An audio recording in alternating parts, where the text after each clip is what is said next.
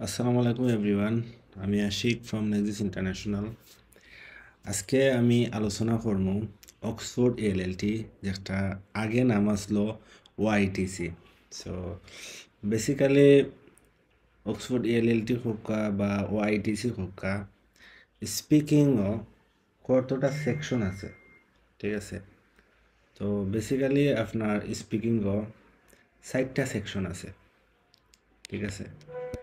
So 4টা সেকশনের মাঝে সেকশন 1 যেখানে আলোচনা করা হয় আপনার সেলফ সম্পর্কে, সেকশন 2 যেখানেও একটা প্রেজেন্টেশন টপিক দেওয়া হয় 15 মিনিট আগে, একটা আপনি 3 to 5 মিনিটস আপনার মারতে হইব, ঠিক আছে?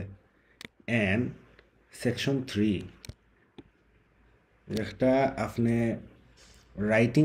রাইটিং অ্যাসেসমেন্টও যে এসেটা লেখা হয়, ও এসে সম্পর্কে তারা বিস্তারিত আলোচনা করে, বিস্তারিত কোয়েশন করে, বিস্তারিত আলোচনা আপনি করতে হইব, ঠিক আছে?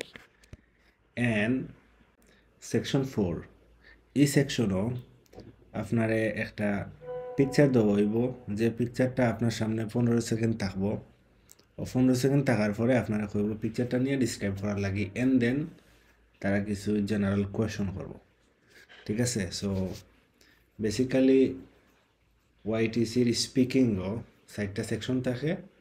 তো এটা আমি হালকার উপরে ব্যবসা আলোচনা করলাম, ঠিক আছে? এন্ড পরবর্তীতে বিস্তারিত আলোচনা করা হইব part by part. Thank you.